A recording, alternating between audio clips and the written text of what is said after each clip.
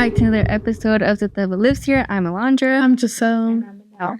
Today we'll be discussing the Watts family case. But before we get started, I want to take a quick shout out to Spares for sponsoring us today. Pepper spray is a great way to keep you and your family safe. But let's get back into the Watts family case. Chris and Shannon met in 2010 and got married 2 years later. They brought 2 baby girls into the world, Bella in 2013 and Celeste in 2015. They bought a house in 2013 in Colorado, where they lived the remainder of their lives. Chris and Shannon seemed to be the perfect couple and were welcoming a baby boy into the family soon. One summer, Shannon went to North Carolina to visit her family, but there was a discussion between her and Chris. Chris started to pull away. He stopped texting, he stopped calling, he basically stopped acknowledging his own wife. It was later proven that Chris was in fact having an affair with one of his coworkers, Nicole Kissinger. After Shannon came back to Colorado, she leaves shortly after on a business trip to Arizona. While on the business trip, Chris takes Nicole on a date and Shannon sees the charge on her phone bill. Wait, you took her on a date? Yeah. Wait, how long was this affair going on? It was going on for 2 months. 2 months? That's a long time. I feel like nobody would have noticed. And the only reason why she found out of the affair was because of the phone charge. Oh, yeah. I know, because everybody saw him as like a loving, caring man. So like to him to do this, like, oh, that's weird, you know?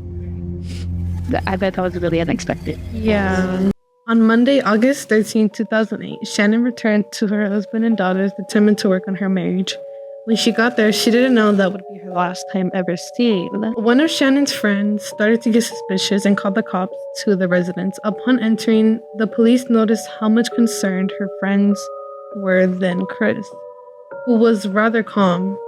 The bed sheets were off, Shannon's phone was on the dresser, and her purse was on the counter with her medication, the girl's medication. This instantly sparked up suspicion. Cops decided to go to the neighbor's house and look at their security footage. When viewing the footage, Chris started to become physically nervous and unstable. A day later, Chris went on the news to talk about his family, but he didn't seem sad, or neither did he seem emotional in general about it. It wasn't evidence, but this was very strange. Chris was brought in for questioning shortly after. Wait, that's like weird, because if she disappeared, like, what did she want to take her phone? Right, like what girl wouldn't want to take her purse? Or like take her purse, like especially when you're on medication too. So like that's weird. If she would like disappear and take $2, she would like care about them and take their medication. Right. It's like, and everything was not home. Yeah. Like all her friends described her as like the best mother, like, you know. So like just for her to like leave the girl's medication laying out. Yeah. During his talk with investigators, he kept making nervous movements near his neck. They quickly made an assumption that he may have strangled her. The next day, they made Chris come in and take a polygraph test, which he failed.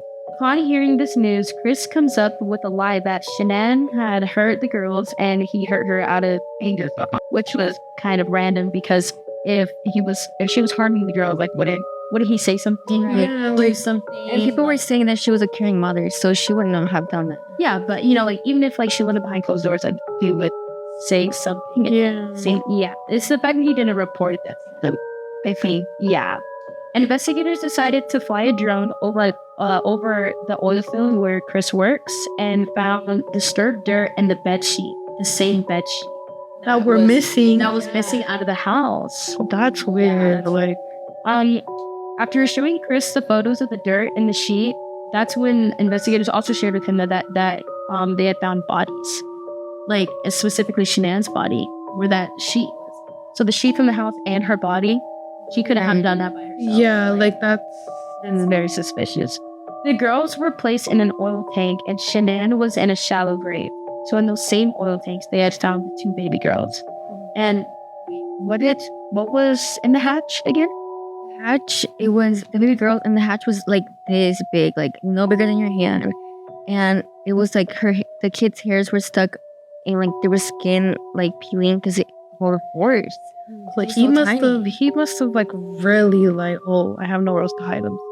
shoved them in Yeah, there. just like shoved them in. And I remember looking at autopsy photos, and there was scratches and like scratches on their skin and like their butt, like on their sides, their arms, just pieces of hair. Yeah, getting pushed into like a. I wonder if they were still alive during this. Like, what he put I think I had heard that he had unalived them like one by one before he had attempted to do that. Me, I feel like I would not do that. Like as a parent, I feel like that's so crazy to like do that to your like, family.